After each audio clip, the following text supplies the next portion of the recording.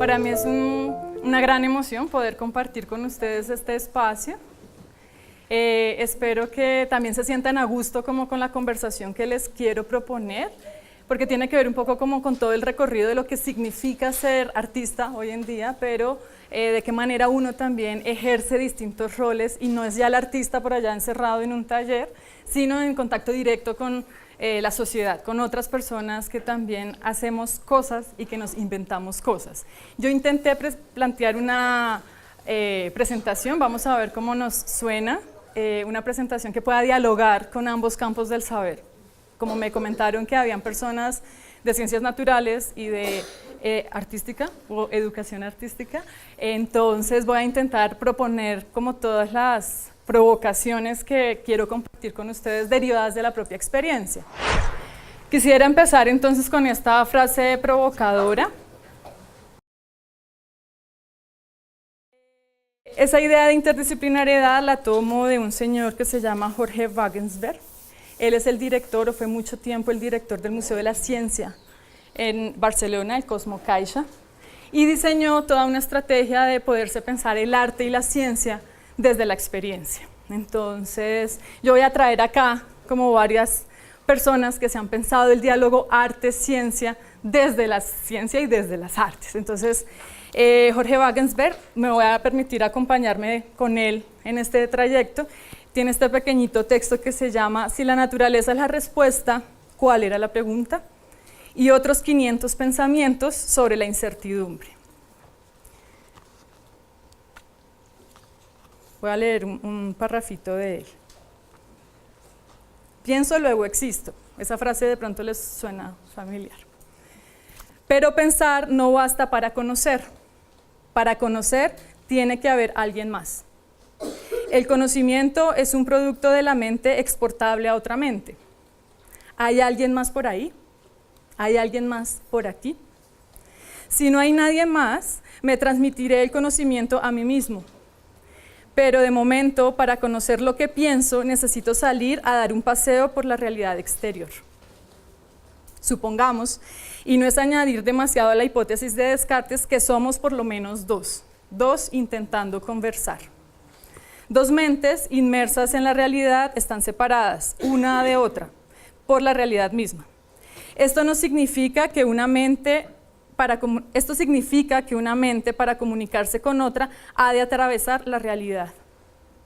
Es decir, el conocimiento creado por una mente como representación de una complejidad presuntamente infinita se ha de traducir en un trozo de realidad para que así pueda alcanzar la mente de destino. Es el caso de una teoría científica. Una pintura, una escultura, una fotografía, una ecuación matemática, un poema, un programa de ordenador es computador en España, un gesto, un objeto. Por ello, un conocimiento siempre está encuadrado en un tiempo y un espacio. ¿Qué tiempos y espacios tenemos nosotros para conocer con el otro? Esa es una pregunta que yo ya hago. Yo voy lanzando pequeñas preguntas para que podamos conversar después. ¿Qué tiempos y espacios tenemos nosotros para construir con el otro? Ese espacio y tiempo acaba. El conocimiento es finito. No hay inconveniente en que la mente emisora y la mente receptora sea la misma mente, siempre y cuando la transmisión cruce la realidad. Así, y de paso, por el mismo precio, se descolgarán, además de una definición de conocimiento, otras dos definiciones que vamos a nombrar por acá. La primera es la reflexión en ciencia y la sinceridad en arte. Reflexión en ciencia es la actividad de una mente que intercambia conocimiento con ella misma. La sinceridad, que además se sentaron en lugares distintos, entonces por eso me dirijo a... La sinceridad en arte ocurre cuando un artista consuma el acto artístico con su propia obra, lo que, claro, demanda una definición auxiliar para la idea de acto artístico, ya no es únicamente el objeto artístico. Hacia 1985, ¿alguien acá en este auditorio ya había nacido en 1985? No, tranquilo, yo nací en los 80 también. Vale. Hacia 1985, es que el ejercicio que vamos a hacer ahorita va a tener que ver con eso. No con definir el año en que se nació, pero tiene que ver con eso. Hacia 1985 me asaltó una doble sospecha, lo dice Jorge Wagensberg. Solo hay 3 formas puras de conocimiento: la ciencia, el arte y la revelación. La otra, el conocimiento de la realidad no es nunca puro. Esa es la segunda verdad que él menciona. El conocimiento de la realidad no es nunca puro. Cualquier pedazo de conocimiento es una combinación promiscua de ciencia, arte y revelación. Esta era una definición que él hace sobre el conocimiento, mezclando arte y ciencia. Sí, ahora sí seguimos. Yo me preguntaba si nosotros en la escuela aprendimos mucho como por el método científico, ¿sí? ¿Alguien se acuerda del método científico, los pasos del método científico? Acá no es previa de el tema, la pregunta, la observación, la prueba, experimentación. Vale. Sí, más o menos. Esta es una gráfica que creo para ustedes también es familiar, el método científico. Sí, porque no aprendió sobre eso, digamos. Ahorita lo están trabajando en su carrera. Sí. Vale. Nada, simplemente era como una imagen del modelo simplificado de las etapas del método científico que también tienen que ver mucho con artes. El principio de creación en artes también es observar. Solo que uno genera otros procesos de observar y de trabajar y transformar eso que se observa. En ciencias creo que también, ¿no? Cómo encontramos puentes ahí comunicantes. De Jorge Wagensberg también está esta idea de esos 500 pensamientos que les comenté al comienzo. Ver es abrir la percepción, mirar es fijar la vista, observar es recrear la mirada y experimentar es inventar una forma de observación, es inventar una observación. Claro, estas son afirmaciones que las podemos discutir. ¿Estamos de acuerdo? ¿No estamos de acuerdo? No sé, les pregunto así como en general, con esto que estamos diciendo ahí. ¿Les es familiar?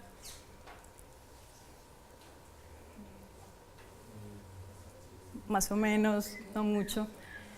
Ver, mirar, observar, experimentar, también es una traducción, no del método científico exactamente, pero sí es de qué manera podemos trabajar con la realidad en la que estamos.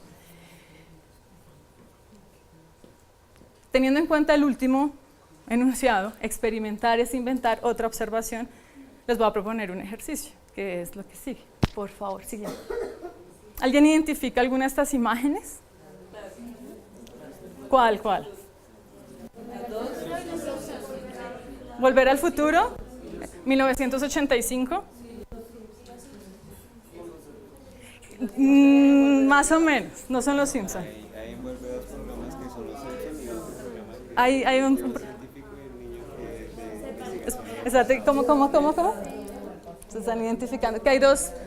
¿Alguien ha identificado el otro programa? Rick and Morty. ¿Por qué creen que puse las 2 imágenes en simultánea?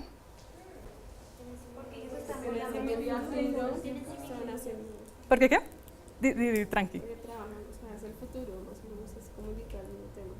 Es más o menos comunicar el mismo tema. ¿Tú qué dices? ¿Están yendo como al pasado? Están yendo como al pasado. Volver al futuro, la primera versión es 1985. Ricky and Morty se basa en Volver al futuro de 1985 porque también están los mismos personajes, el científico y el niño. Este es lo que tú decías, ¿cómo es tu nombre? Sebastián. Sebastián decía, se mezclan 2 programas, esta es una de las muertes más famosas de los Simpson porque la hacen Ricky and Morty. Es de estos cuando empiezan los Simpson y empieza al comienzo el inicio, cuando salen todas las escenas, es esta. Pero lo traía, esto es de 2000, Ricky and Morty, la primera versión sale en 2013, si no estoy mal, y toma muchos elementos de Volver al futuro. Es el mismo principio. La historia es distinta, pero es el mismo principio. Ustedes saben también que los Simpson toman muchas imágenes de antes y las vuelven a elaborar. Es otra manera de trabajar las imágenes. Y sobre eso es que vamos a jugar un poquito con lo que sigue, porque de alguna manera uno está volviendo a ver la misma realidad, pero de otras formas. ¿Y cómo la materializa? En ciencias naturales hacemos qué tipo de proyectos para materializar eso, los problemas, ¿no? En artes, ¿qué hacemos? Siguiente. ¿Alguien identifica estas imágenes? ¿Saben de qué es? Yo Robot, la película. ¿Alguien identifica esta imagen? ¿O esta imagen? ¿Cuál? Yo me devuelvo. Esta. Acá hay otra, Yo Robot, la película, de 2004, creo. Me toca mirar yo no me aprendí las fechas de memoria. Yo Robot, la película es de 2004. Pero la imagen que ustedes ven acá es la carátula del texto que se escribió en 1950. Lo escribió, ¿alguien ha leído algo de ciencia ficción? Lo escribió un señor que es muy reconocido que se llama Isaac Asimov, que ha hecho mucha escritura de ciencia ficción. Quería empezar un poquito con esta imagen de relacionar arte y ciencia, porque en la ciencia ficción, digamos, aparecen muchas cosas que antes habíamos llamado lo que era el pequeño inventor, ¿no? No voy a hacer un recorrido histórico, solamente quería poner en juego un poco como producciones que se han hecho antes, que ahora son vigentes, que algunos las identifican, pero que tienen un antecedente histórico y visual sobre la producción. Y esas son otras maneras de reconocer el mundo frente al conocimiento. Me parecía importante entrar por los relatos de ciencia ficción porque generalmente en artes estamos siempre transitando entre la ciencia y la ficción. En ciencias naturales no lo sé, les pregunto, o no mucho. ¿Cómo? Todo es real, verídico, es observable, verificable. Es un poco el juego que también... Ahorita vamos a ver qué pasa con eso que es real, ¿no? También. Siguiente. Voy a hacer un salto. Esto no es un recorrido histórico, solo pensaba en personas. Se me olvidó decir que Isaac Asimov era... él empezó no siendo escritor, sino él era profesor de bioquímica. Y hizo todo el tránsito a la escritura para explicar, Yo Robot explica las 3 leyes de robótica principales. Entonces, ¿de qué manera también se cuenta la historia de las ciencias desde otros lenguajes? ¿Alguien se acuerda de pronto de algún inventor de vieja época que combinaba arte y ciencia? Da Vinci. ¿Quién más? Claro, no puse a Da Vinci. Todos han visto la imagen del hombre en el circulito y en el cuadrado. ¿Cómo?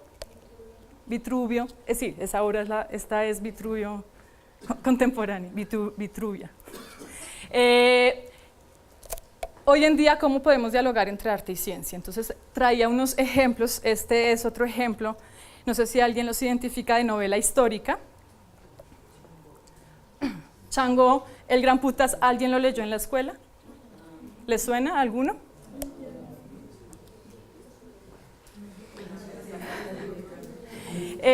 Aunque este texto es del 83, Manuel Zapata Olivella no era escritor. Este es un género que es novela histórica, que conjuga de qué manera investigar y contar una historia de otra forma.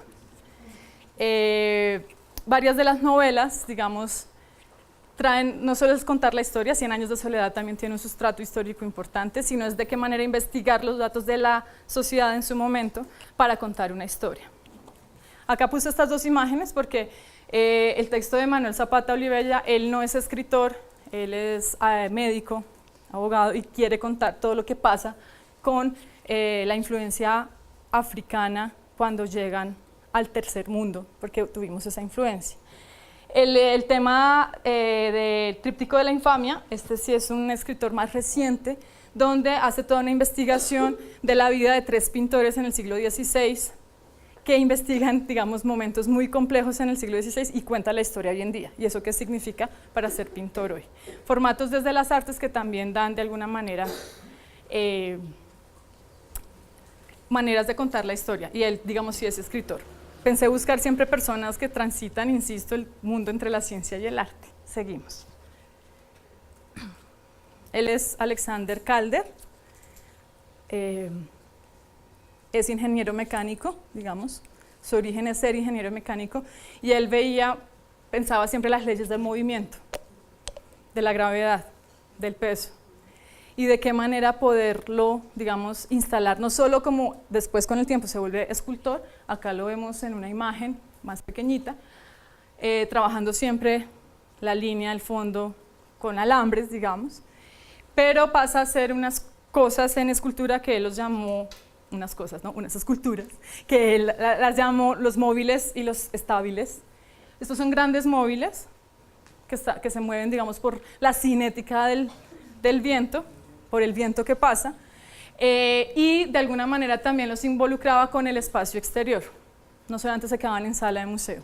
Con el tiempo, como él tiene el tema de la ingeniería en sus venas y también la escultura, genera este espacio acá que ven en el centro, que es el aula magna de la Universidad Central de Venezuela, son las nubes acústicas, y lo que hace es que en su momento, cuando se generó este espacio en el 53, es el edificio más contemporáneo en el mundo que tiene muy buena acústica por todas las estructuras que él pone, que ya no son móviles, sino estables, que de alguna manera generan esa acústica pensada. Digamos, todas las superficies, hasta la ondulación de cada una de las plataformas tiene que ver con esa acústica que hace. Sigamos. Tinguely. Así como Alexander empezó siendo ingeniero, Tinguely sí es netamente escultor suizo, es un escultor suizo, y lo que él hace es ver de qué manera construir otras máquinas que nos sirvan de alguna manera, pero que generen imágenes y movimientos con la sombra misma, de alguna manera. Él también diseñó una máquina para dibujar, que no dibuja, digamos, de una forma realista, sino todo se va activando, a veces con el espectador, a veces por ellas mismas, o a veces por efecto, digamos, del agua que hay en los espacios. Él es también familiar del arte cinético, y lo que quiero decir aquí es que traje como estos ejemplos de personas que construyen cosas también, no solo dentro de los museos, sino hacia afuera, que también tienen una incidencia, no solo para resolver problemas, sino para dar cuenta de una poética del espacio. Por poética es esa otra manera de ver el espacio que estoy transitando. Estas son dos personas, en su momento se declaran artistas, pero empezaron mucho, Joaquín Fargas es argentino, y él lo que hace hoy en día, pues pasamos por la idea, pues ustedes vieron el señor que hace la película, hace el libro en los años 50 y luego se hace una película en el 2000, esto ya es más línea de arte contemporáneo de científicos y artistas que trabajan juntos en una línea que se llama bioarte. Y por bioarte es que se trabaja con toda la materia orgánica viva. Eso tiene también debates éticos. El conejito fluorescente que ustedes ven al fondo es cómo generar, esto lo hace Eduardo Kac, es artista brasilero, y lo que hacen es de qué manera realmente las pinturas pueden estar vivas. Hace experimentación con biotecnología, y de alguna manera él está cuestionando y evidenciando lo que pasa con todos los trabajos, digamos, de transgenia, de transgénicos, de clonar animalitos y plantas. La polémica es que sus pinturas, este conejo es vivo, los conejos viven durante un tiempo, digamos, los mutan genéticamente para que el arte esté vivo.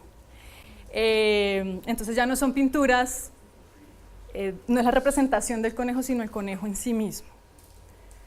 De alguna manera ha sido polémico porque pues solamente, digamos, aunque es una crítica frente a frente a la transgenia, está utilizando la propia materia viva para trabajar en ello. Ustedes lo pueden seguir googleando porque también tiene otras reflexiones interesantes. Y entonces acá el lugar de la experimentación es otro también, ¿no? Extracté solo la frase del arte vivo, la estética, la ética del cuidado, porque este tipo de prácticas pues también tienen una importancia en el circuito de las artes, pero también digamos, genera problemáticas, aunque estén cuestionando el lugar de la transgenia y de la clonación, ¿no? Joaquín Fargas, que son las imágenes que están en este lado, lo que él hace es establecer donde se ha perdido biodiversidad, digamos, genera estas esferas que ustedes ven acá, acá hay unos detalles también, y genera estas esferas. El proyecto se llama Biosfera, también lo pueden googlear, ahí están igual los links, donde él genera como microclimas, pequeñas, y que con el tiempo se van volviendo pequeños ecosistemas que intentan recuperar la biodiversidad que se ha perdido. Entonces están como las dos caras. Él también, y entra, digamos, se declara artista, pero construye, sus prácticas artísticas tienen que ver con eso. También ha hecho como trabajos frente al Ártico, con el descongelamiento del polo, para ver de qué manera no solo hacer la crítica, sino también poder reconstruir. Entonces, me parecía importante compartirles como esas otras maneras también de hacer arte, que no sé si estas las conocían, que también entran en un diálogo con los contextos de las personas directamente. No se queda como solamente dibujando y haciendo esculturas. Estas eran un poco como unas primeras provocaciones frente a lo que hacemos en artes, y los invito a un recorrido, ahora sí, por favor. Vamos a proponer 4 premisas para que ustedes las tengan presentes, para que al final hablemos sobre eso. La primera de ellas es, ¿qué significa para ustedes desterritorializar el conocimiento? Eso para que lo tengamos ahí como en la cabeza.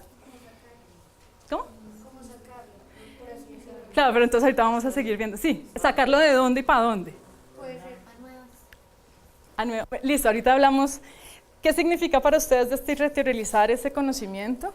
Sobre todo cuando se están pensando como licenciados en un área específica, ¿no? Porque ustedes son van a ser licenciados en ciencias naturales, ¿correcto? Y ustedes van a ser licenciados en educación artística. No, solamente lo dejo ahí, porque cuando uno empieza a ser profe le pasan muchas cosas. O yo también pregunto, ¿acá hay algún profe? Varios. ¿Todos? ¿Todos? Listo. Bueno, tenemos varios. ¿Qué significa para cada uno de nosotros desterritorializar el conocimiento? El otro punto que me parece importante compartir con ustedes y que lo tengamos presente durante la presentación es encontrar lo específico y lo común en las disciplinas. Cuando me refiero a disciplinas, y voy a preguntar en ciencias naturales, ¿qué disciplinas hay? ¿Hay disciplinas?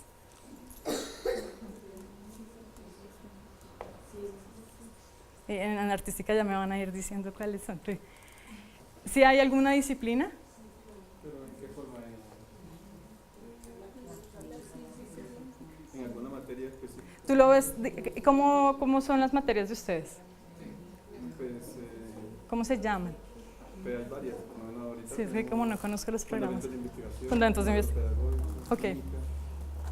Química sería una disciplina de las ciencias naturales. Biología sería otra disciplina de las ciencias naturales. ¿Cuál otra?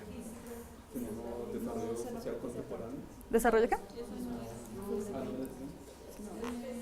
Química, biología, ¿qué otra? Física. Física.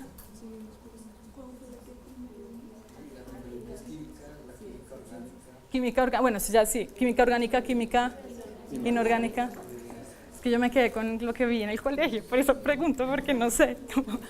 Vale, nada, la pregunta es acá, ¿qué es lo específico de su disciplina y qué es lo común entre esas? Cuando hablo de en las disciplinas, es en esa disciplina específica. Antes, ciencias naturales tiene varios, digamos, cajoncitos, ¿no?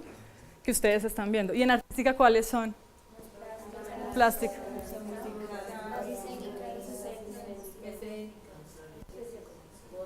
¿Literatura ven acá? ¿La tienen dentro de las...? Vale. Bueno, digamos para que cada uno vaya ubicando las propias disciplinas de su campo de conocimiento, en este caso. El tercer punto es cuáles son las conexiones entre realidades y territorios concretos. Esto es básicamente porque entiendo, o por lo que me han contado, cada uno de ustedes tiene también un lugar ya de práctica, de acción, casi todos, ¿no? Ahorita pregunté, casi todos somos profes. Entonces, de alguna manera, ¿qué tiene que ver esa disciplina concreta con el territorio en el que están? Digamos, para que no se vuelva un conocimiento en abstracto. Hay una cosa acá que me parecía importante, y es que cuando uno habla de interdisciplinaridad puede hablar como en 3 niveles, pueden existir más. El primer nivel y más cercano es, claro, acá yo lo manejé potencias propias de las artes, pero aplica también a las ciencias naturales. El primer nivel de interdisciplinaridad es cuando está el campo de conocimiento y qué significa en la disciplina, cuando ustedes hablan de biología, física, química y todas las demás. Si yo tengo un énfasis en física, en química, ¿cómo hago la interdisciplinaridad desde mi propia área? Desde danza, desde artes plásticas, tarara, tarara. Ese es como un primer nivel, ¿cómo la estoy entendiendo? Porque en danza hay, por ejemplo, folclore, contemporáneo, urbano, ballet o moderno, premoderno. Tú decías, en química, química orgánica, química inorgánica, química general, gracias. Entonces, este primer nivel de interdisciplinariedad es cuáles son los tránsitos que yo hago en danza entre el folclore, el rap, los distintos géneros, ¿no? ¿Cuál es la noción de relación entre la química orgánica, inorgánica y general? ¿Hay relación? No hay relación. No sé, yo solamente lo dejo ahí. Porque yo hablo acá y sí un poquito de las artes. Por ejemplo, en danza es muy complejo salir de los géneros, ¿no? Quien hace folclore casi siempre por toda la vida. Es discutible lo que estoy diciendo. Porque después viene la danza proyectiva, donde mezclas lo moderno con lo... entonces simplemente lo dejo como un punto de cuál es esa posible interdisciplinaridad entre los géneros para el caso de las artes o los estilos para los que son artistas plásticos también. En teatro también hay género, en literatura hay estilo y en ciencias naturales pues son ramas de la química, por poner un ejemplo, hay ramas de la biología. Estoy acordándome de lo que veía en la escuela, las ramas de la biología. Entonces, ese es un primer nivel. El segundo nivel tiene que ver con otras disciplinas del arte. Ahí sí, cómo dialoga la danza con el teatro, la música con el teatro, la biología con la física, la química con la biología y demás. Y el último nivel, que era el que tú mencionabas, cómo dialogamos con otras áreas del conocimiento. Cómo desde los proyectos que hacemos acá dialogamos con ellos y viceversa. Digamos, esos eran como esos tres niveles de lo puse solo interdisciplinariedad, para que pudiéramos como conversar. Esas son como las 4 premisas que van a acompañar el recorrido. Seguimos. Yo acá voy a permitirme hablar mucho desde el campo de las artes, que digamos ese es el que más conozco. Si hay alguna duda o algo que no sea muy claro, porfa me dicen, devuélvete o sigamos, ¿no?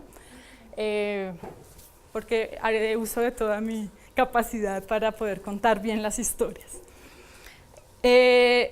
Vamos a partir un poco como del recorrido de artistas que se han dedicado a hacer otras cosas que no son obras de arte, sino que trabajan, por ejemplo, la idea de plástica social. Y la plástica social es el trabajo entre las personas y lo que sucede entre las personas. De artistas que han empezado a ser ingenieros, científicos y que terminan en el lenguaje y en el mundo de las artes para dar cuenta de las reflexiones que tuvieron en el mundo de las ciencias en general. Por eso esta sesión la he llamado Contagios, artistas desconcertados que se sorprenden cuando encuentran cosas. Seguimos. Y el centro, como yo les dije al comienzo, yo me he dedicado más al trabajo con comunidades y con otras personas. Y para mí la pedagogía y la formación es un acto de creación, pero eso significa también estarse reinventando todo el tiempo a uno mismo. No puede ser tan sencillo, digamos. Y en esa medida, cuando la pedagogía, y como ustedes se están formando como licenciados, ¿qué significa pensarse la pedagogía como creación? Los artistas que yo he seleccionado, digamos, de alguna manera dialogan con ese pequeño mundo. La relación pedagogía-creación, investigación, creación. ¿Alguien reconoce a Joseph Beuys? ¿No? No les... Maritza. Bueno, sí, alguien, sí, pregunté a alguien. Joseph Beuys, voy a intentar contar, yo no manejo la parte historiográfica de datos exactos y precisos, así que si tengo algún error historiográfico, les agradezco que googleen y confirmen la información que estoy dando acá. Yo simplemente estoy contando historias que se relacionan.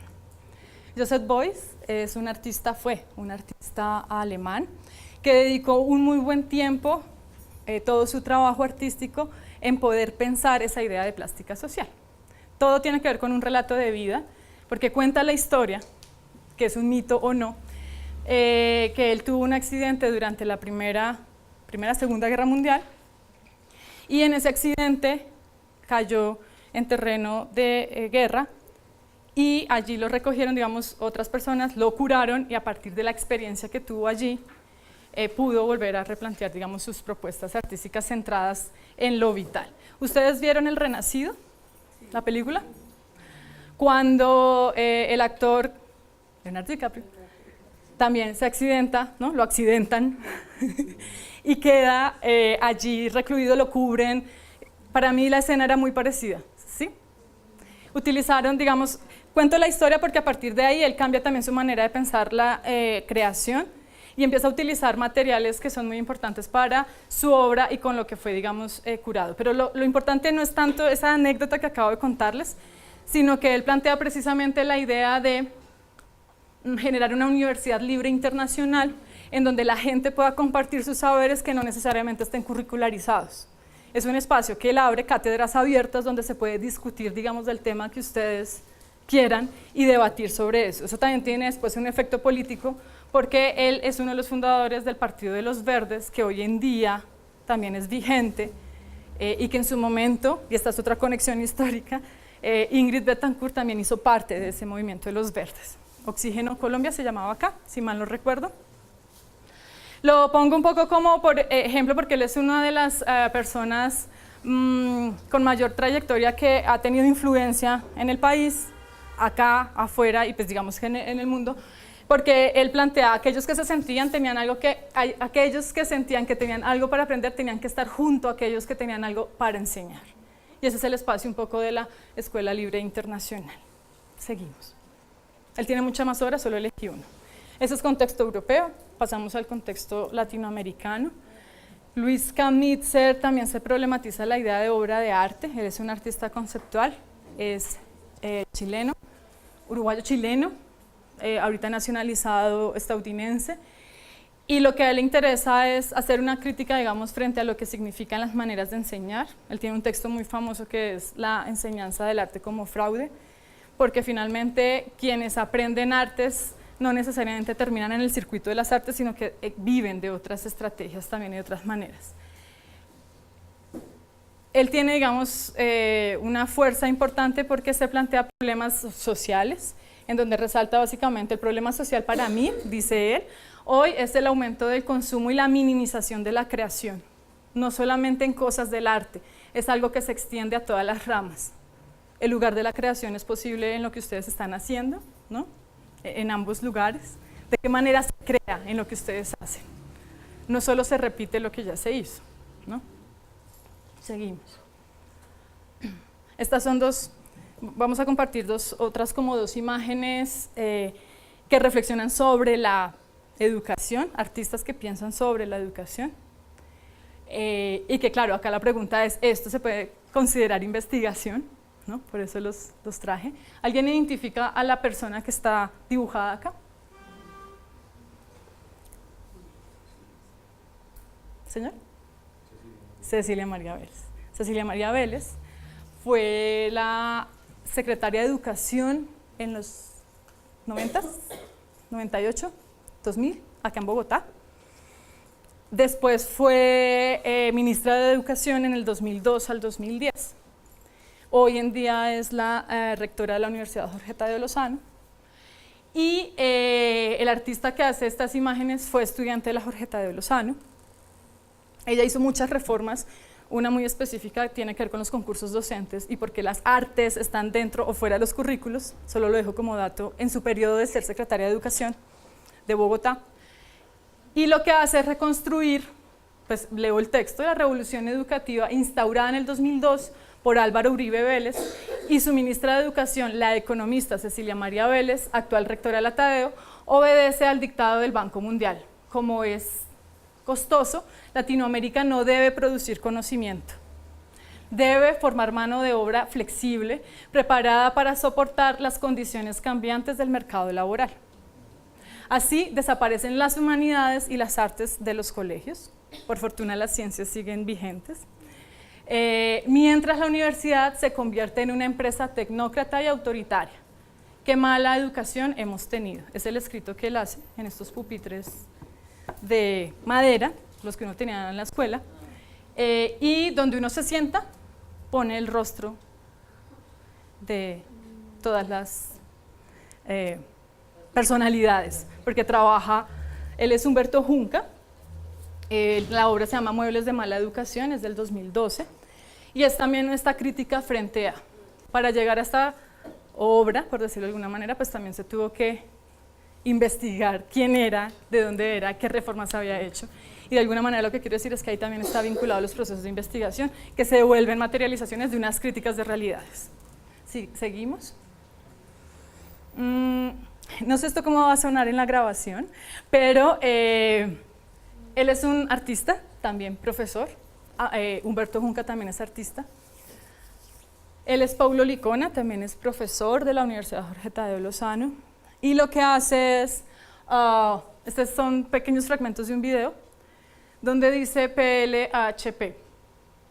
Paulo Licona y HP creo que todos sabemos qué significa. Sí, entonces, lo que él hace, no sé, pues pregunto, si no lo explico. Entonces, lo que quiero decir es, él lo que hace, su acción es que se para frente al tablero, nunca se muestra quién le está tirando tizas todo el tiempo al profesor. En vez de ser los niños, ¿se acuerdan? Es, todo está, como que los estudiantes puedan desfogar toda su furia, represión, tarara, contra el profesor. Ustedes pueden igual ver el video en YouTube o en alguna plataforma y al final lo que queda pues son ya todos los pedazos de tiza allí. Ese es, el registro que está acá es PLHP. Él tiene otro proyecto que se llama Escuelita del Mal y es trabajar, para aquellos que les interesa el trabajo con comunidades, trabaja con absolutamente todos, es una exageración.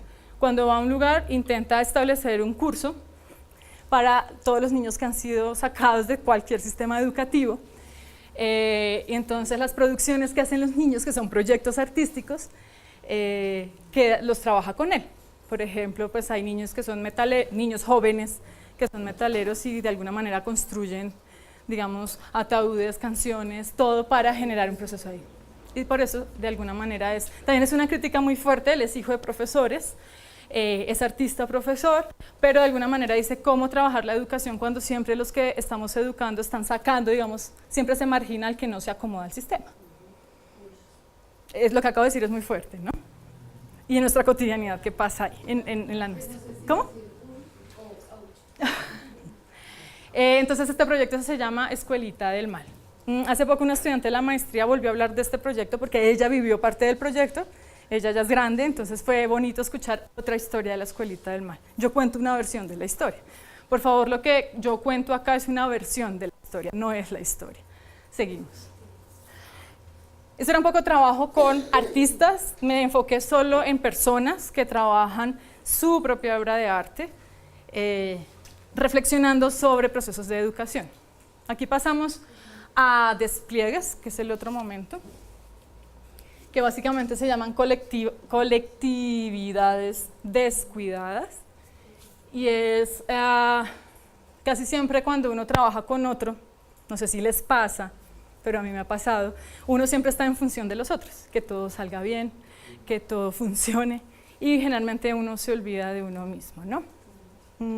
Generalmente nos pasa a todos los que hemos sido profes alguna vez en nuestras vidas. Y todo el trabajo es poder decir, listo, trabajo con el otro, pero también yo necesito estar bien. Esa es una lectura que yo ya hago de mi manera de ser profe de pedagogía. Sin embargo, acá vamos a ver trabajos de colectivos que empiezan a trabajar con otros. Colectivos artísticos. Cuando hablo de colectivos artísticos, son colectivos que no están necesariamente conformados solo por artistas, sino por otra cantidad de personas, generalmente trabajadores sociales. Algunos colectivos incluyen personas de las ciencias humanas, ciencias naturales. Entonces acá la idea de colectivo artístico no es necesariamente hecho solo por y para artistas. Acá ya es un contexto social mucho más amplio. Quería, antes de empezar allí, centrar digamos, esos colectivos, y tiene que ver con lo que venía diciendo antes. De alguna manera, lo que me parecía muy importante desde el lugar de las artes es ver de qué manera los procesos de reflexión y de creación pasan por el cuerpo. Y hablaba un poco del lugar del cuerpo, porque en la educación casi siempre se nos olvida lo que pasa en nuestro cuerpo en relación con los otros cuerpos. Podemos querer tener una relación cercana con nuestros estudiantes, pero corporalmente los distanciamos. Como el hecho simplemente de, y esto parece una caricatura, pero no lo es, cuando tú le hablas a una persona es muy importante hablarle a la altura de la mirada que tiene esa persona. Y uno a veces no cae en cuenta de eso con los chiquitos de preescolar. Claro, pero entonces no es como el sino esta manera, ¿no? Acá yo estoy a tu nivel, digamos. Son pequeños gestos. Lo menciono básicamente porque muchas prácticas artísticas tienen que ver con el cuidado del cuerpo, la transformación del cuerpo y qué aprendemos a partir del cuerpo. Cintia Farina es una persona que habla mucho de las pedagogías de los afectos y es muy potente lo que ella dice frente a la educación y a las artes, por si alguien después quiere consultarla. Seguimos. La historia de Echando Lápiz tiene que ver con esta propuesta de la historia de viajes al río, a través del río Bogotá. Tiene que ver con esta propuesta de Echando Lápiz, es un proyecto artístico de unas personas que en el 92, 93, 98 empezaron a decir todo, pues no empezaron ellas, la historia se trae de atrás y es todas las personas podemos ser artistas y lo que ellas hacen es llegar a las distintas comunidades a trabajar y escribir, digamos, la naturaleza que hay en su contexto. Entonces se hacen, digamos, distintas expediciones. Al comienzo se dibujaban las plantas medicinales y lo que se hacía era no sabíamos todos cuáles eran esas plantas medicinales, sino de qué manera alguien sabía que esto se llamaba el marañón y el marañón tiene tales poderes naturales, son científicos también. A la idea de la expedición coreográfica de la conquista, ¿se acuerdan? Cuando científicos ilustraban todas las plantas por el río Magdalena. En ciencias naturales esas láminas son muy valiosas porque cuentan cómo es la fauna y flora, sobre todo flora, de toda la historia en Colombia, plantas del nuevo reino de Granada. Ellos, digamos, recogen esa experiencia y lo que hacen, no van a hacer la misma expedición por el río Magdalena, sino acá en Bogotá o en los pueblos donde van, digamos, es recuperar el saber sobre las plantas medicinales y lo hacen a partir del dibujar y del saber de las personas. Entonces esto ya entra a un mundo de la plástica social, que es el trabajo con otros y que se producen estas historias y estos relatos. Es un colectivo artístico que lleva trabajando como la propuesta específica de Echando Lápiz desde el 2000. Ellos empezaron su reflexión en el 92, 93 cuando eran estudiantes de arte y generaron varios colectivos artísticos en su momento. Seguimos. Acá, igual como la presentación se queda acá, yo no me voy a detener en todos los ejemplos para que después los puedan googlear, solamente los voy a ir contando.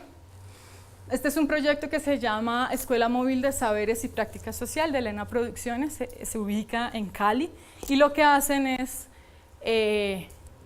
ir a distintos lugares a reconocer cuáles son los saberes de ese lugar y trabajarlos con ellos. Por ejemplo, había una danza que se hacía con machete cuando se recogía la caña de azúcar y eso se llama la escuela de esgrima, pero fue muy bonito encontrar los cuadernos de hace mucho tiempo atrás cuando escribían y hacían las planimetrías para aquellos que son de danza, de cómo se hacía esa danza de esgrima, porque era un ritual de cosecha.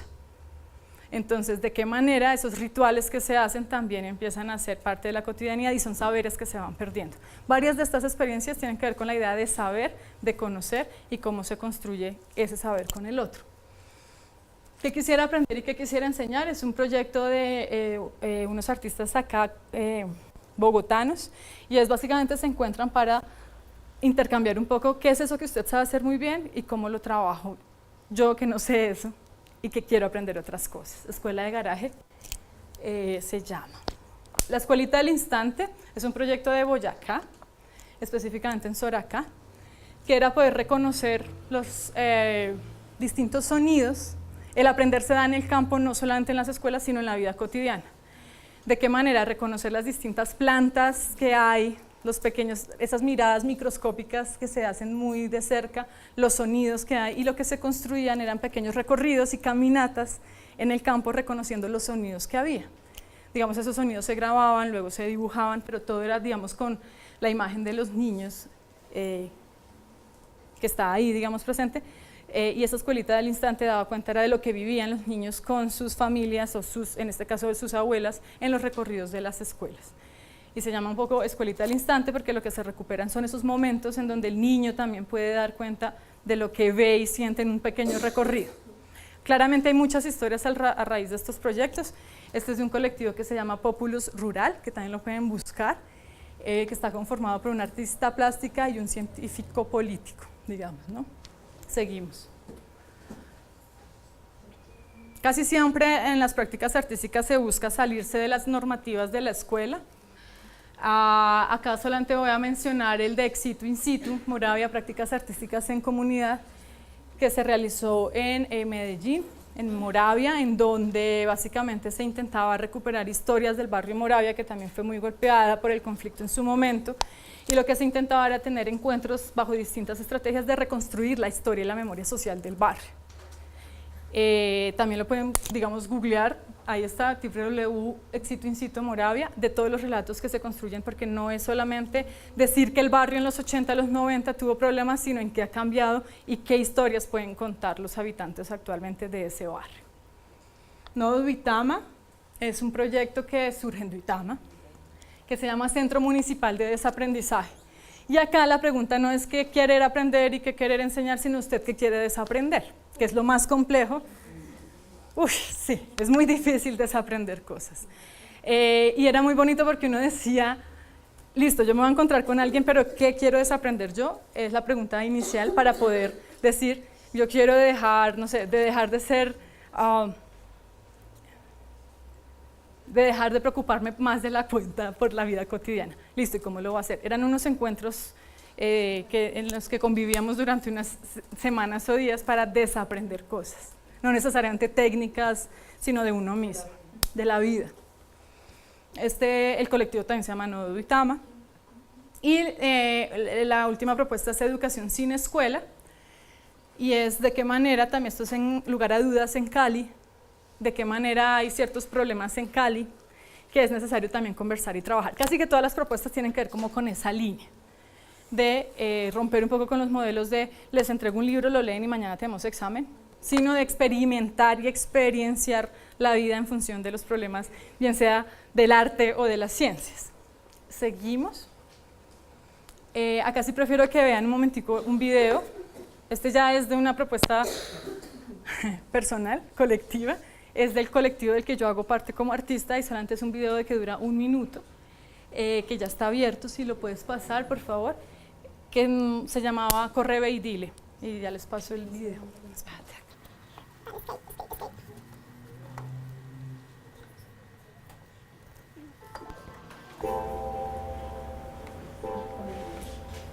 Hemos llegado a diferentes trozos de Boyacá y Cundinamarca.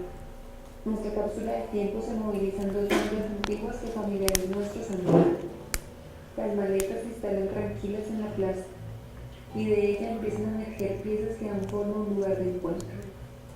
Nosotros nos ubicamos dentro de la cápsula, nos disponemos a estar y a esperar. Los transeúntes nos regalan sus recuerdos y algunos despliegan su imaginación y conversamos sobre un futuro. Viajamos, permanecemos, reímos, silenciamos, dialogamos, nos confrontamos y encontramos en torno a la plaza ese espacio común que nos acoge y que a la vez irrumpe y silencioso, cargado de momentos, historias y olvidos.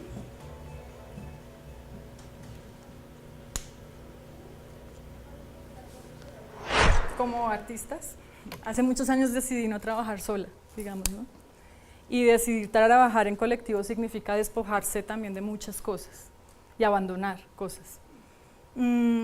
Este colectivo está conformado por diseñadores industriales, diseñadores gráficos y 2 artistas que estamos allí y trabajamos con otros colectivos que ya les mencionamos.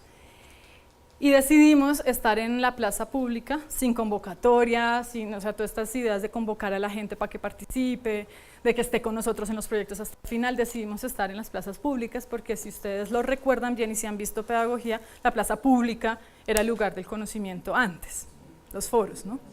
Las ágoras. Y con el tiempo eso se ha perdido.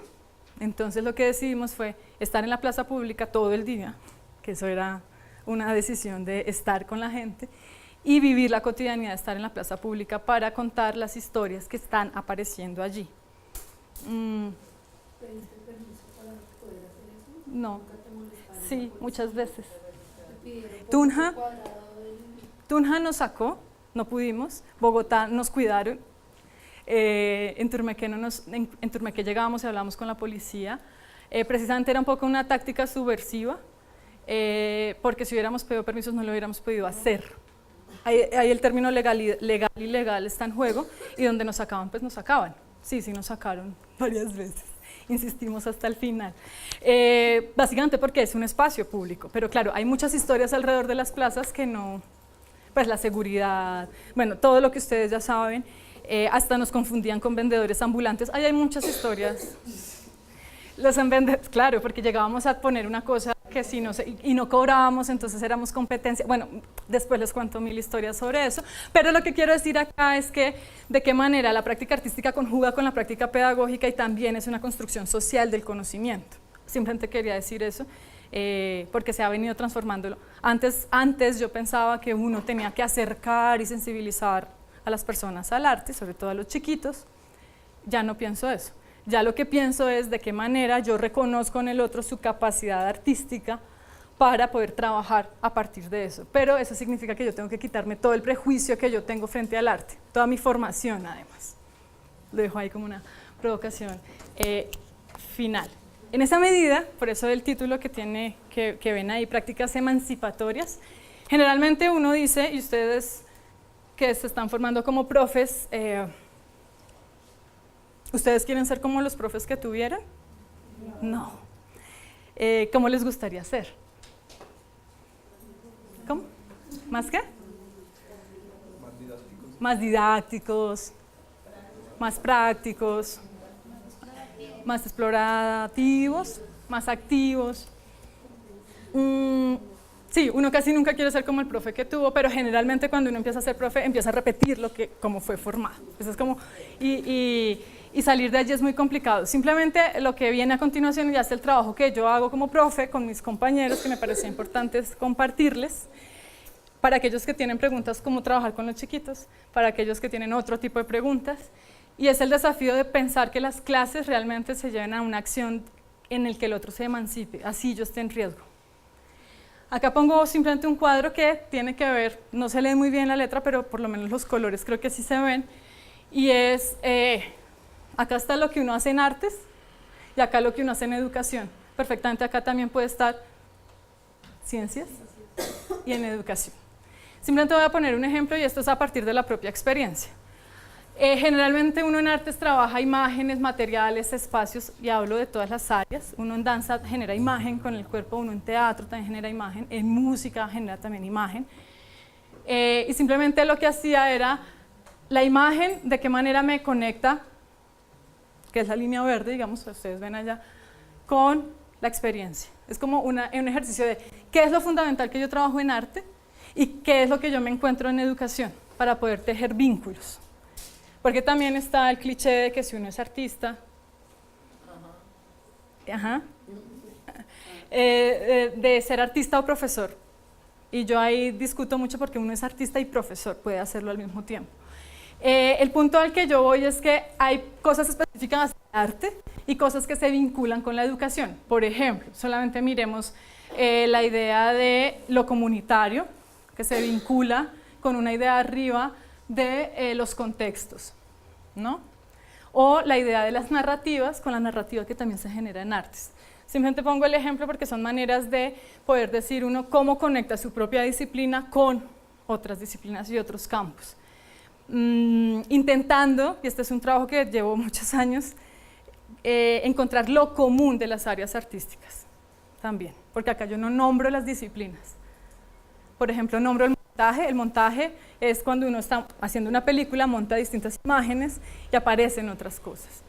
En todas las áreas también aparece el montaje. Simplemente esto es como un asunto didáctico que uno puede elaborar a partir de su propia experiencia para poder encontrar conexiones con otros campos del saber.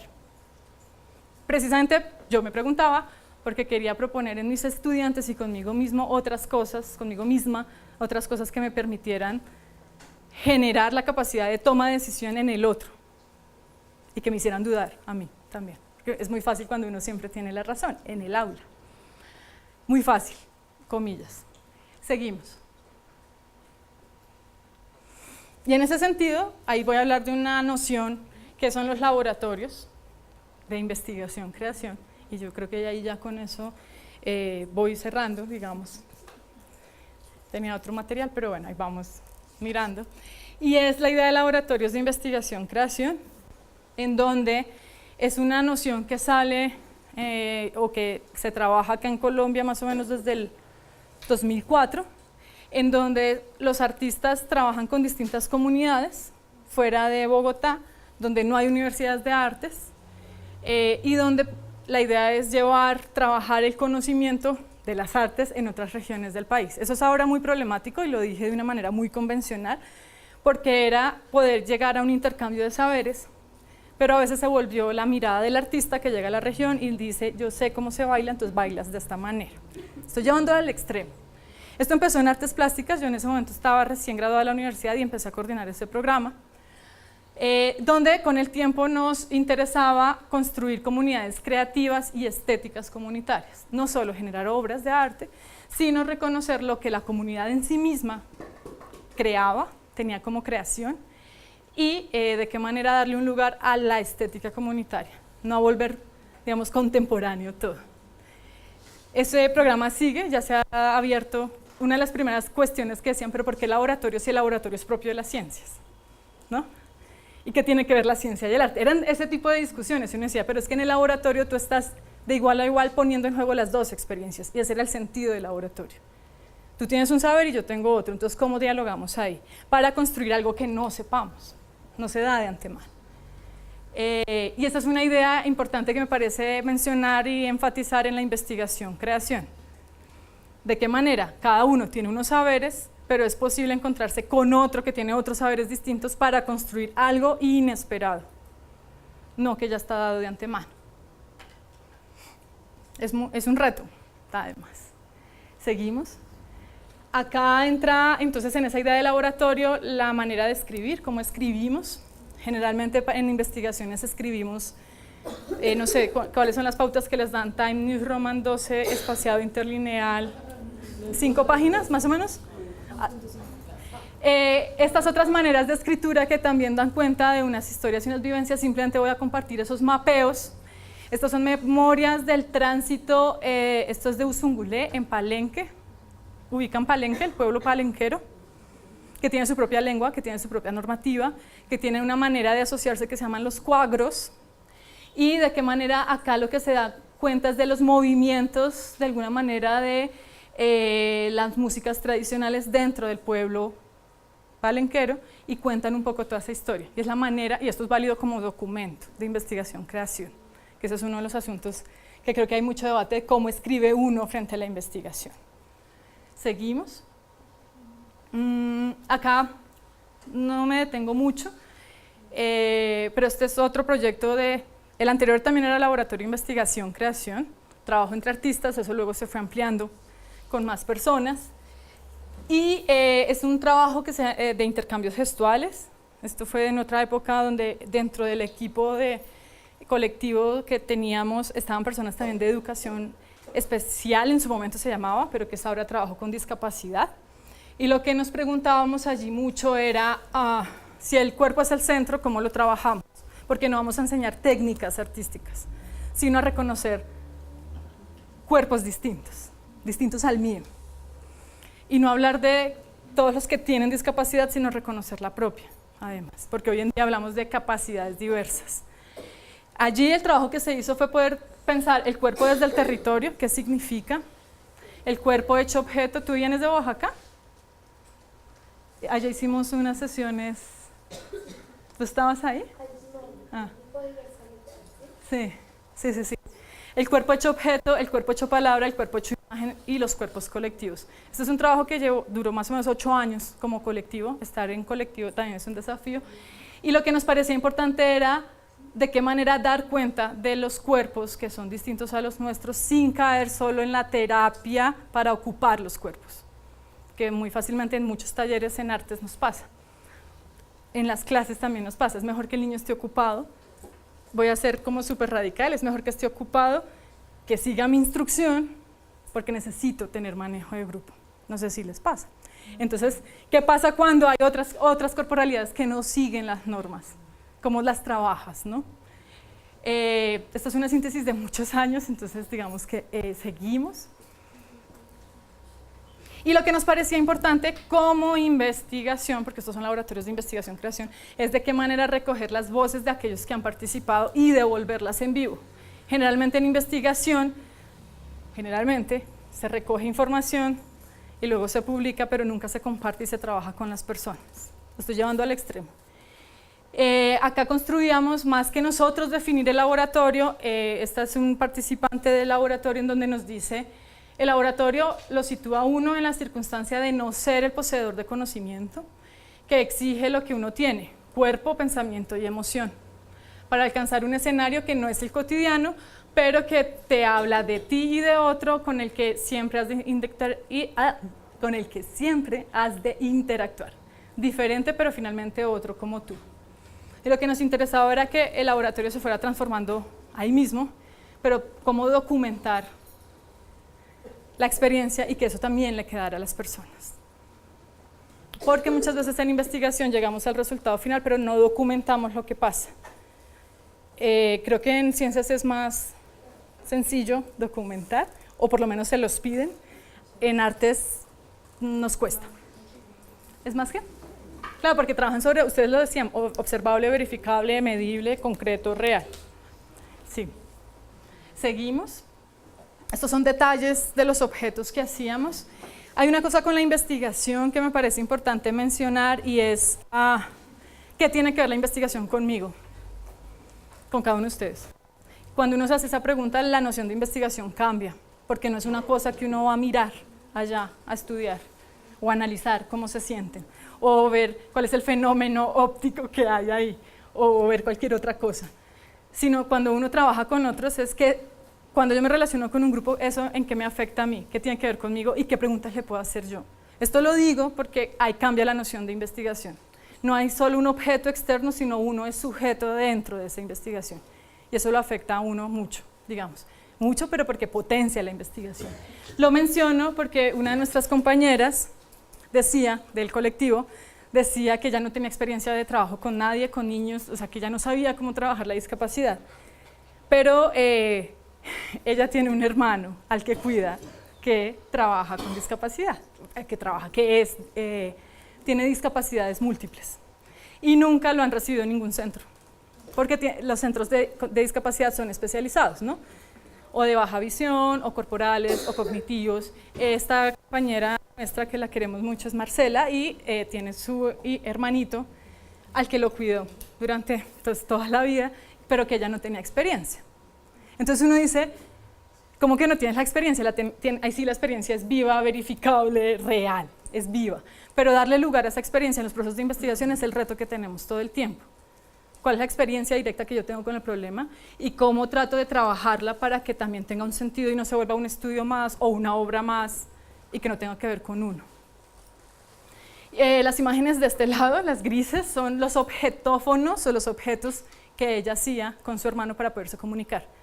Lo toma de una noción de objetos relacionales, que viene también de una artista que se llama Lydia Clark, que trabajaba muchos objetos de las artes, pero ella los pone en función de poderse comunicar con su hermano.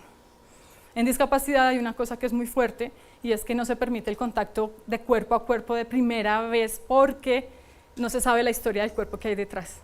Entonces uno siempre trabaja con objetos para poder contar historias y para poder llegar al contacto con otro. Eso no solo aplica para discapacidad, para cualquier tipo de comunidad que se llama, comillas, vulnerable, porque es que uno no sabe las historias que hay detrás. Entonces a veces uno dice, sí, entren en contacto directo, es a veces muy problemático, porque nos ha pasado, y hay dispositivos como los objetos, extensiones de los cuerpos que te permiten trabajar, sobre todo también con los pequeños, ¿no? ¿Cuáles son los objetos que yo me invento o trabajo con el otro para entrar en contacto corporal? Lo digo porque vuelvo al lugar del cuerpo. Toda la experiencia de 8 años finalmente la traducimos en estas 4 cosas frente a la investigación, creación. ¿Cuáles son las narrativas de género que cuestionan las prácticas de cuidado?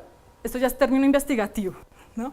No es solo la experiencia del niño, sino cómo hacemos la traducción a investigación. Narrativas de género, ¿por qué? Porque generalmente con discapacidad las cuidadoras son mujeres. Y hay un asunto de la condición de cuidar que es muy valiosa en lo pedagógico. Pero hay muchas historias de vida también muy fuertes. El segundo punto es, generalmente, a veces decimos lo pedagógico se da desde el afecto, ¿no? La pedagogía del afecto, la comprensión, y acá aparece otro tono, la manipulación, la compasión o el rechazo, el no poder, la impotencia, el no sentirse capaz con el otro y desde el prejuicio. Y era muy fuerte porque salían estos temas de no es solamente el afecto y el cuidado, sino esa otra cara de lo pedagógico y cómo lo trabajamos, sobre todo cuando hay prejuicios muy marcados desde nosotros mismos. ¿Qué sucede cuando los cuerpos se encuentran? Tenía que ver con esto que les hablaba un poco de los objetos y todas estas estrategias para el encuentro. Y hay una cosa que es central en el arte y es, no solo nos interesa crear modelos o trabajar con modelos a imitar, como yo hago el dibujo de tal manera y usted lo sigue, o yo hago el movimiento de tal manera y usted lo sigue, sino como posibilidad de hacer, pero que haga él mismo. Generalmente muchas veces los cuidadores hacen por el niño o por el joven, y es muy fuerte verlo así también. Y transformar las problemáticas cotidianas en lenguajes distintos, desde el hecho de pararse, caminar, recorrer, hablar, levantar una mano o moverse, cómo eso lo transformas en un lenguaje que sea sonoro, que sea otra cosa que no sea la palabra. Si tu lenguaje es el lenguaje de señas, ¿cómo trabajas a partir del lenguaje que no es de señas? Era cambiar, digamos, un poco el chip. Al comienzo yo les hablaba de la ciencia ficción, ¿se acuerdan?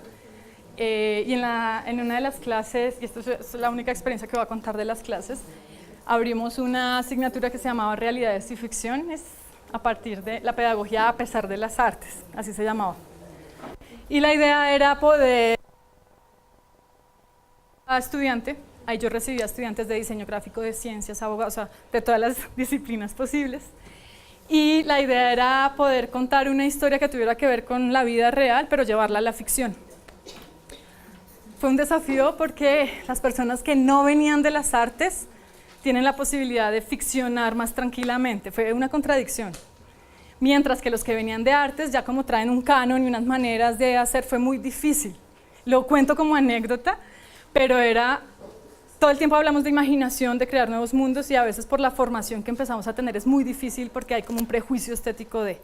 Cuento eso un poco porque en temas de investigación, digamos que yo me centro en dos cosas centrales y es la cocreación y la agencia, cómo yo co-creo con otro, que no es solamente yo diciendo qué, crear, y la agencia. Agenciamiento significa que el otro es capaz de crear por él mismo y de mover otras cosas. Parecen conceptos muy básicos, pero son complejos de llevarlos a la realidad, a lo verídico, a lo fáctico, al hecho concreto. La co-creación y la agencia me parecen fundamentales en la investigación en términos generales, no solo aplica a las artes, porque es muy valioso encontrar grupos interdisciplinarios que se preguntan cosas.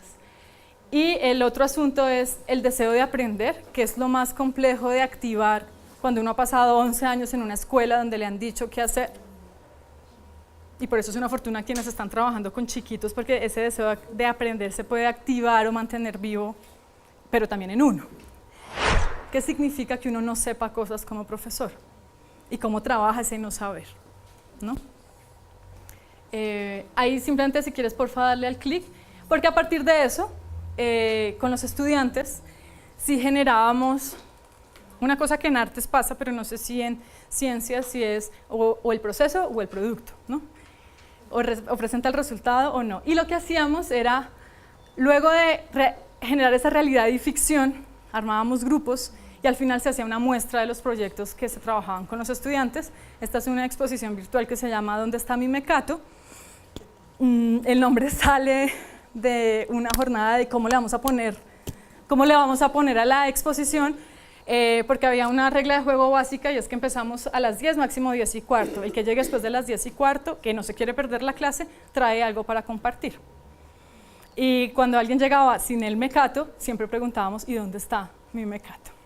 Parece una anécdota, pero lo que quiero decir es ¿cómo permites y cómo haces que la gente realmente se apropie de lo que está haciendo? Simplemente bajamos, eso lo pueden consultar, está publicado, porque es muy importante verse haciendo parte de proyectos. Ay, no bajemos. No, sí, ahí están los proyectos. Entonces, sí, baja, por favor. Es que había un link. Y estos son los links de los proyectos que se arman. Que, para poner un poquito en contexto, se unen personas de distintas áreas, porque la idea era ir a un contexto específico. Estuvimos en un clan con primera infancia, como lo dices tú, el clan de La Pepita. Estuvimos en un lugar que se llama el Museo Nacional, que de pronto lo conocen. Estuvimos con un colegio departamental en La Pradera. Estuvimos en una galería de arte que se llama NS Arte. Estuvimos en el espacio de todos, ¿cuál era? Estuvimos también con un grupo de discapacidad en esa galería y estuvimos en una feria que es muy famosa en artes, que es Arbo. Los estudiantes, de acuerdo a sus necesidades y sus inquietudes, que eso atiende a la pregunta de los proyectos, ellos decían, a mí me interesa el trabajo en el Museo Nacional porque es que yo soy guía allá. No, a mí me interesa trabajar los espacios porque es que yo soy arquitecto y necesito que el lugar diga cosas. Nos fuimos para Clan. Y lo que se hacía era generar un proyecto, si quieres abrir simplemente Google Creates de Pepita, y era conocer un espacio de primera infancia, ellos adecuan los espacios, pero generar una serie de imágenes, entonces ahí sí bajas, una serie de imágenes que pudieran dialogar con lo que pasaba en el lugar y proponer una experiencia artística como lo hacen en primera infancia. Hacen una reflexión escrita, digamos, porque es muy importante, pero ya pasaste las imágenes. Y acá había un diseñador industrial, un arquitecto, un artista plástico, uno de los y la idea era poner en juego eso que saben hacer. ¿Se acuerdan que yo al comienzo había hablado del saber hacer? Uno de ellos vive en UAT y tiene con la mamá una empresa donde hacen todos estos estampados de figuritas y entonces cada uno tenía que poner en juego su propio saber. Y él lo que hace es diseñar unas imágenes que luego son las que se ponen en juego con los niños de primera infancia. Eso lo hacíamos en grupos. Siempre pasa que los grupos terminan a veces de a uno, entonces tocaba mediar mucho. Yo solo cuento eso. Acá el desafío era cómo con esas imágenes poder generar experiencia. Porque ahí se decía, no, profe, yo imprimo los muñecos y los dejo allá. Y yo, ¿pero qué vas a hacer con la gente allá, no? Digamos, como el pensamiento que también tenemos a veces de hacer las cosas, dejarlas y no movilizarlas. Les había hablado de la co-creación, la agencia, el no saber, y había otra, ¿se acuerdan? ¿Cuál era la otra? Vale, después la verán en la presentación. Hay una cosa que me parece importante en la investigación, que tiene que ver conmigo, la investigación, y es de qué manera se generan acciones de diálogo, de vínculo afectivo, de un hacer y un reflexionar conjunto que propicie el reconocimiento de la potencia y la vulnerabilidad de los otros y de uno mismo. Y esto me parece importante hacer énfasis porque de alguna manera uno como profe muchas veces está demostrando todo lo bueno que sabe hacer, pero es muy valioso para uno como profe cuando el grupo se desdibuja, cuando le ven la propia vulnerabilidad. Eso también genera otro tipo de confianza en el grupo que es muy potente, pero cuesta mucho. Lo digo pensando sobre todo en los profes que en este momento se están formando. Ahí sí seguimos. Y ya entro como a un plano un poquito más formal de la investigación. Estas eran como experiencias de profes, experiencias de otros artistas, hablando de conceptos importantes que el que quiera. Yo traté de no traer tantos autores y bibliografía porque sentía que se iban a aburrir un poco un sábado en la tarde, pero sí muchas experiencias que están sustentadas teóricamente, y por eso menciono los autores. En la investigación que trato de hacer, mezclo propuestas de las ciencias sociales y las artes, diciendo que de alguna manera las artes tienen diálogos muy potentes con las ciencias sociales frente a las historias de vida, por ejemplo, frente a las narrativas, frente a cómo leer los contextos. Generalmente en ciencias naturales pues uno va y observa, ¿no?, algo, una situación, y la describe para plantear un problema. ¿Lo dije correctamente? En artes también uno lo hace, pero lo hace de otras formas. Y esas otras formas son las que les voy a compartir en este momento. Hay una figura que en artes o en las ciencias sociales se llama el bricoler, y es la persona que encuentra cosas y las transforma para en un uso distinto. Ese es un concepto de un sociólogo y lingüista que es Lévi-Strauss, y que de alguna manera, yo lo acabo de contar muy sucintamente, pero tiene que ver con cómo ver un problema sin que pierda profundidad, que sea riguroso poéticamente y que sea complejo. Y eso es sobre lo que les voy a hablar en 2 diapositivas. Simplemente decir que este es un trabajo también de 6 años que intento contar muy rápidamente y hace parte del doctorado que terminé en Artes y Educación. Así empezó la escritura de la tesis. Cuando vayan a entregar trabajos finales, ustedes se acordarán de esta foto. Así empezó, porque uno dice, bueno, ¿y cómo escribir?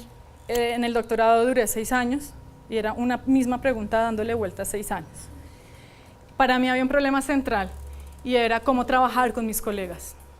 Y ese problema central no era hacer una tesis sobre los estudiantes, porque es que uno puede decirle a un grupo de estudiantes, por favor ayúdeme, colabóreme, y ya está, sino para mí el problema era la relación con mis colegas, cómo generar un cuerpo docente que se pudiera movilizar y que me interpelaba a mí claramente. Y allí aparecen los primeros rayones, en donde, ¿cuál es el tema? ¿Cuál es su tema? ¿No? ¿Cuál es su tema? ¿Cuál es el tema? Y aparecía discursos y prácticas que se hacen presentes, ¿cuál es la pregunta? ¿Cómo se narran? ¿Y cuáles son los conceptos que va a trabajar? Eso dio varias vueltas hasta que quedó ya como lo aceptan, digamos, que es construir sentido desde lo vivido, discursos y prácticas en artistas docentes universitarios. Trabajo mucho desde la idea de construccionismo social, que significa que las definiciones solo se hacen en la construcción con el otro, no son definiciones a priori, es decir, no son definiciones que se construyen a partir de bibliografía. ¿Cómo concibes? Dime. La vivencia, pero claro, ¿cómo concibes tú la idea de arte? Ah, no, yo la concibo de tal manera, no sé. Ah, no, pero yo la trabajo de tal forma, ¿no? Para dar un ejemplo. Construir sentido desde lo vivido, porque trabajo mucho con el reconocimiento de mis colegas, que algunos tienen 40 años de ser profesores de la universidad, y yo tenía 5 en ese momento. Entonces ahí hay un tema de el reconocimiento de las historias de atrás que me hacen pensar la historia de ahora. Un poco como la imagen de Martin McFly del 85 y lo que vemos ahorita en Rick y Morty en 2013. Y elegí el 85 porque en ese momento yo hago parte de unos talleres infantiles de la Nacional, vayan haciendo cuentas, yo tenía 4 años en ese momento, y los talleristas eran estudiantes de la Universidad Nacional que ahora eran mis colegas y fueron mis profesores en el pregrado. Compartimos profes con Maritza en su momento también, pero yo no sé si tú estuviste en los talleres del 85. No, ya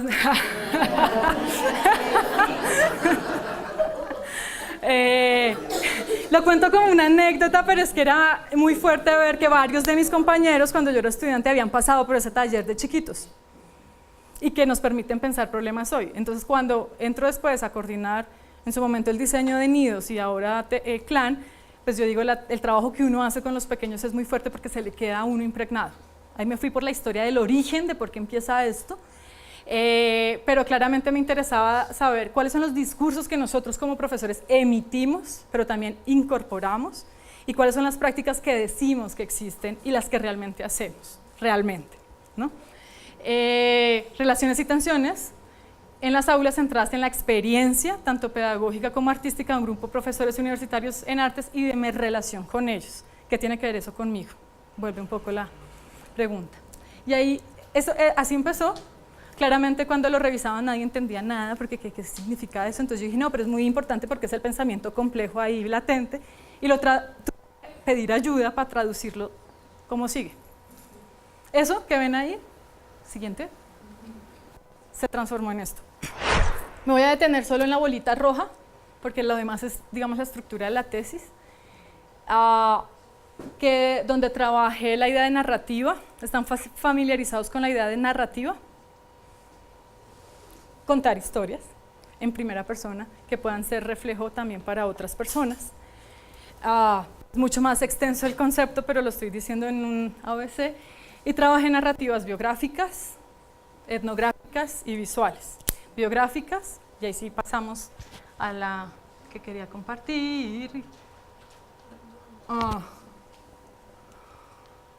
Los elementos biográficos los trabajé a partir de entrevistas a cada uno de mis colegas. Trabajé con los colegas de la maestría de la que soy profesora, pero otras personas externas que son referentes muy importantes en la investigación en artes. Y eran más que entrevistas, eran conversaciones. Esas conversaciones luego se llamaron cartografías de la experiencia. La diferencia entre entrevista y conversación es que con la entrevista llevas un formulario, un formato, unas preguntas, y la conversación dejas una pregunta abierta y activas la escucha para que las personas te vayan contando cosas y tú vas orientando la conversación, digamos.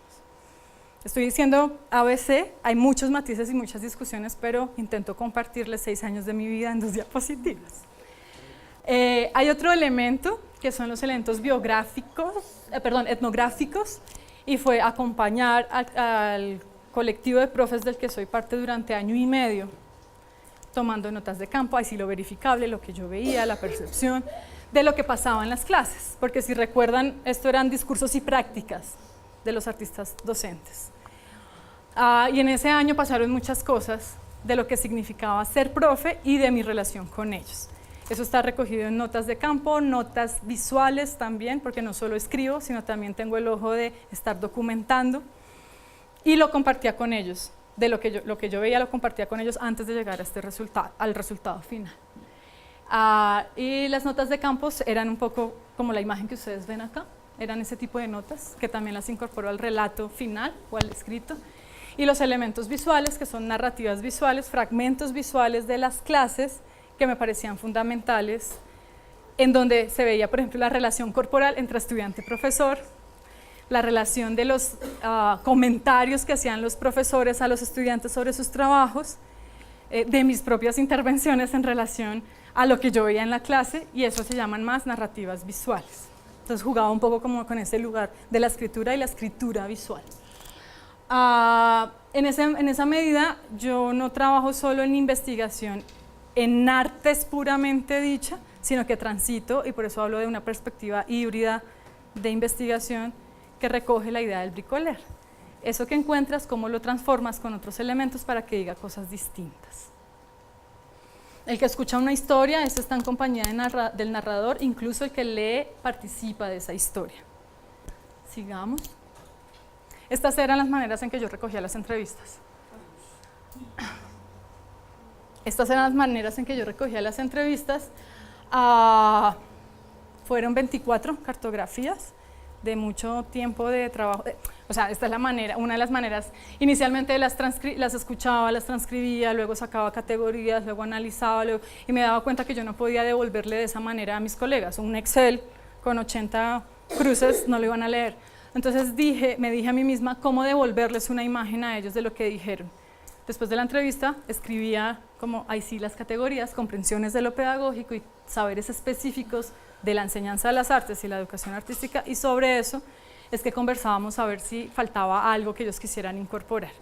Esto luego se vuelve el documento, simplemente quería mostrar la idea de cartografía que también se incorpora como un elemento visual y escrito dentro de la tesis, y era la imagen que yo le devolvía a mi colega por haberme contado un poco su vida, porque había personas, como les dije, que ya llevaban 40 años siendo profes, y recoger eso era vital, conmovedor y muy impactante también para ellos, porque yo tenía un miedo y era preguntar cosas obvias, y lo más fuerte era sentir en mis colegas que algunos nunca les habían preguntado esas cosas que yo estaba preguntando, por la soledad en la que vive a veces el profesor. Como ya me hicieron así, entonces ahí me centré mucho. Esa es como la perspectiva de investigación que dialoga como entre los campos, porque también en ciencias naturales sé que existen miradas un poco etnográficas también. Y cierro con 2 experiencias chiquitas de contextos y territorios para cerrar ahí. Estos son 2 proyectos. Este se llama Casa de la Lluvia de las Ideas, que tiene que ver con contextos reales y concretos. Es un colectivo de arquitectos, científicos sociales y artistas que trabajan en temas ambientales, que vincula arte, ciencia y tecnología. Ellos construyen la Casa de Lluvias de las Ideas con construcción autogestionada, es decir, ellos mismos consiguen, digamos, los recursos y trabajan con la guadua, porque la guadua finalmente reemplaza ecológicamente y es más sustentable que las construcciones actuales. Tuve la oportunidad de conocer al gestor local, porque esto lo trabajan con un colectivo que se llama Colectivo de Arquitecturas Expandidas, que sobre todo tiene intervenciones en San Cristóbal y la zona sur, digamos, de Bogotá. Y lo que hacen es recuperar, y en el barrio La Cecilia pude conocer a Franz Elías, que es el líder de la comunidad de Santa Cecilia, de La Cecilia, y lo que decían ahí es cómo llegan al diseño de la construcción, cómo lo trabajan con la gente. ¿Alguien conoce esta casita de la lluvia, de las ideas? Y lo que hacen es precisamente a partir de la construcción, es un centro cultural, digamos, hoy en día, pero ahí lo que se hace es un punto de encuentro para hacer los recorridos ambientales. Ellos viven a la altura del río Fucha y lo que hacen es reconstruir las historias, trabajar, digamos, hacer todo un trabajo con la comunidad de recuperación de las tradiciones que sucedían en el río Fucha y la problemática ambiental que se trabaja. Partiendo, insisto, de las preguntas que tiene la comunidad sobre la naturaleza actual del río Fucha. Entonces son trabajos comunitarios con la gente, desde la gente, y que son apropiados en lo local. Y esa era como la perspectiva de investigación social, científica y de creación que quería compartir, básicamente, porque entran muchas personas, varios colectivos, no es solo una persona para solucionar una problemática puntual, es como la otra, solucionarla y evidenciarla, porque no siempre se va a solucionar.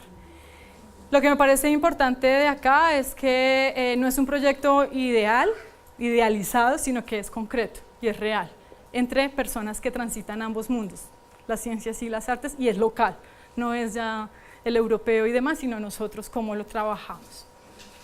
Y el último, y ahí sí ya acabo, porque pues el video igual lo pueden ver en internet, es otro colectivo bogotano que se llama Ojo al Sancocho, que no sé si alguien lo conoce. Es un colectivo de audiovisual y de cine comunitario y participativo, en donde los guiones, las construcciones de trabajo las hacen con los niños y las comunidades. Ellos no hacen el guión de antemano, sino que hacen toda la construcción, tienen la construcción de la casita es similar a la que vimos antes, pero de alguna manera lo que hacen es permitir que se conozcan otras historias de los niños y de las realidades, en este caso de Ciudad Bolívar. Y ellos ya llevan 10 años también, lo que quiero remarcar acá es que son experiencias de mucho tiempo, y que eso significa que uno no se desinfla a los 6 meses o al año, que suele pasar. Y lo que quiero decir acá es que las historias que ellos cuentan intentan resignificar los roles de la infancia, el lugar que le dan al niño.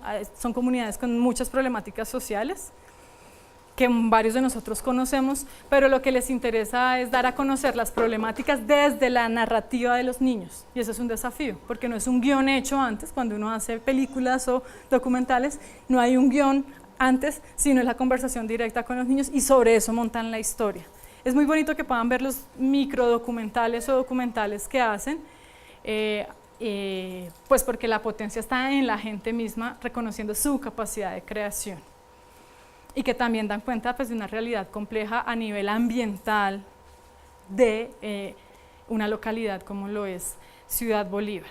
Digamos que yo ahí cerraría como la intervención haciendo este macro recorrido, que espero hayan podido como seguir, disfrutar un poco, y si hay preguntas o comentarios, retomando, pues estaban los 4 puntos iniciales y este recorrido tenía que ver con eso. Y hasta ahí llega la historia del día de hoy. Muchas gracias.